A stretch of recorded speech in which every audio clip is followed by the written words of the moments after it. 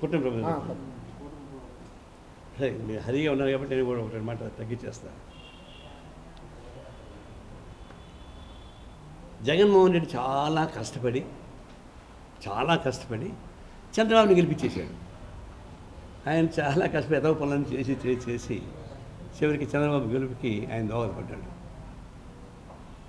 ఇప్పుడు చంద్రబాబు కూడా చాలా కష్టపడుతున్నాడు మన జగన్కి అప్పగించడానికి గవర్నమెంట్ని.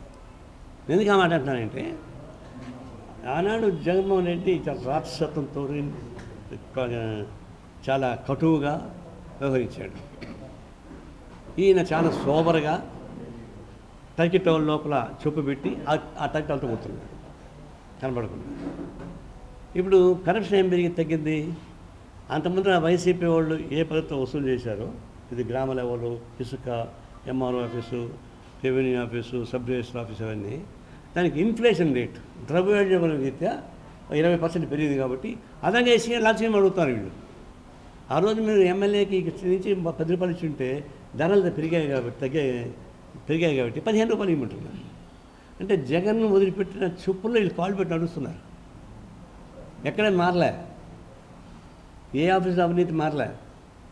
ఇసుక దందా పెరుగుతూనే ఉంది, మైన్స్ మాఫియా వస్తూనే ఉంది. సంపన్న వర్గాలకు అప్పుడు ఆయన ఇచ్చాడు, ప్రియ ఇస్తున్నాడు.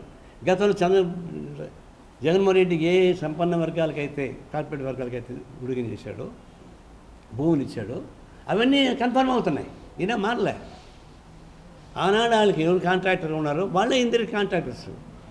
ఆ రోజు ఎవరైతే కరెక్ట్ ఆఫీసర్ ఉన్నారో ఆ కరెక్ట్ ఆఫీసర్ ఇందరు పనిచేస్తున్నారు. సిస్టమ్ మొత్తం అదే. పైన ఈయన పోజులు కొడుతున్నాడు.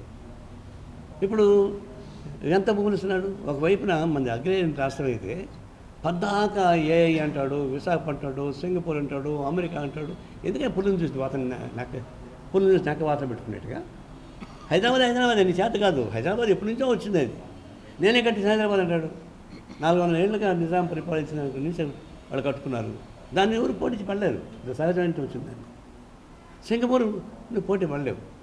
అనవసరంగా మాట్లాడుతూ నువ్వు ఆంధ్రప్రదేశ్ వచ్చింది మంచిగా చేసుకో అని అంటే పద్దాక వ్యవసాయ రంగాన్ని వదిలేశాడు, అమరావతి వదిలేశాడు, ఏఐ అంటాడు, బిల్ గేట్ అంటాడు. చివరికి రైతులకు వ్యతిరేకంగా మోడీ ఒక ట్రంప్ తీర్మానం చేసి మనకి పంపుతామంటే అప్పుడే బిల్ గేట్ తీసుకొచ్చాడు. బిల్ గేట్ తీసుకొచ్చి చూపిస్తున్నాడు. చూడాలి ఆ రైతులకు అన్యాయం చేసేటువంటి ట్రంప్ అమెరికా బిల్ గేట్ తీసుకొచ్చి రైతులకు అనుకోవాలంటాడు. ఎవరు మోసం చేయాలి కానీ ఇదంతా.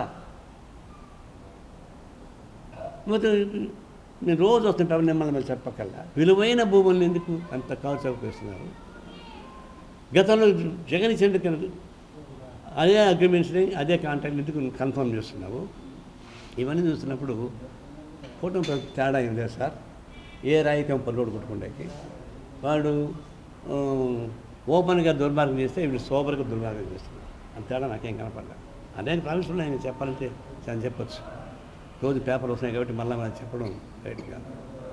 ఇప్పటికైనా ఇప్పుడు ఏమైంది, ఆంధ్రదేశంలో పెక్కుడరు అన్ని రాష్ట్రాల్లో అపోజిషన్ ఉన్నాయి. ఆంధ్ర రాష్ట్ర అపోజిషన్ లేదు.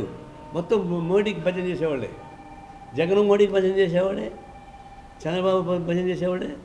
మరి పవన్ కళ్యాణ్ చెప్పక్కల్లా ఆయన సనాతన ధర్మం పేరుతోటి పైకెక్కడ ఉన్నాడు. వాడు ఎవడు చెప్పాడు వీటికి అనుకుంటాడు కార్యకర్త దాడి చేశాడే కారు పైన జనసేన ఆఫీసులో దాడి చేశాడు ఒకడు. వాడు కూడా నేను సనాతన ధర్మం గురించి చెప్తున్నాడు. నా పొరగాడు నాకు చెప్పారు కాబట్టి కొట్టమని కొడుతున్నాడు. ఇట్లా ఉంటాయి. ఇట్లాంటి వాళ్ళంతా బీజేపీకి అనుకూలంగా మారిపోయారు. అందువల్ల భారతదేశం ప్రజలకి ఆంధ్రదేశంలో మన లెఫ్ట్ కలిసి వచ్చే కాంగ్రెస్తో చేసి ఒక ఉద్యమాన్ని నిర్మించకపోతే ఆంధ్ర రాష్ట్ర ప్రజానీకాన్ని కాపాడడం సాధ్యం కాదు. ఇట్లా వైసీపీను టీడీపీ కుటుంబం ఆంధ్ర రాష్ట్రానికి న్యాయం చేయలేకపోతే అన్యాయం చేస్తుంది. దానికి వ్యతిరేకంగా పోరాటం సాగించడానికి కావాల్సిన ఉద్యమం సాగిస్తాం. ఆపరేషన్ కగార్ తర్వాత మావోయిస్ట్ ఉద్యమం దశ దిశ ఏంటి ఇప్పుడు